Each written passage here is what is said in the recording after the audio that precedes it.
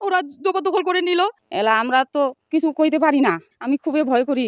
বাড়ি লুটপাটের হুমকিতে তখন আমরা কি করবো? আমরা অসহায়, আমাদের লোকজন নাই। বাড়ি ঘর লুটপাট করবে, ভাঙচুর করবে, গরু ভয়তে বিক্রি করে দিছি, গরুগুলা নিয়ে যাবে রাত্রে এসে। বাইরে হইতে পারি না, এই পাশে ভয়ে থাকি, আতঙ্কে থাকি সবসময়। বাইরে যায় যে খানা কাজ কাম করবো, এটা কোনো উপায় নেই। আমাদের শ্বশুরের 35 সম্পত্তি, এটা ওরা জবরদখল করে নিল। গাড়ছিল তখনও নাঠি ডাং ধরে গেছিল, আমরা কেউ যাইতে পারি নাই। এবারও নাঠি ডাং ধরে আমরা কাটতে গেছিল, আমরা তো কেউ যে ভয়তে যাইতে পারি নাই। আর আমরা বাইরেও নিকলেতে পারি না ওদের ভয়তে। সব সময় আমাদেরকে অনেক কিছু কথা বলে, লাঠি ডাং ধরে ঠ্যাঙ্গে রক কাটিব, এই মহিলাগুলোকে ধরো, বাড়িতে লুটপাট করে নিব, ওদেরকে ইন্ডিয়ায় পাঠাবো। সবসময় এগুলো কথা আমাদেরকে বলে। সৈমুদ্দিন মাস্টার, তারপরে আর্জেনিয়া ওর স্বামী, তারপরে সাপুল, শাহজাহান, সোহেল, ওরা সবাই যত আছে ওদের সংখ্যালঘু সবাই আমাদেরকে এরকম মারধর করে সব সময়। আমি চাচ্ছি আমাদের জমিটা যে দখল করছে ওটা যেন আমরা সুষ্ঠু বিচার চাই, এটা আমাদের দাবি। সরকারের কাছে অনুমোদন করছি, এটা যেন আমাদেরকে ফিরে দেয়।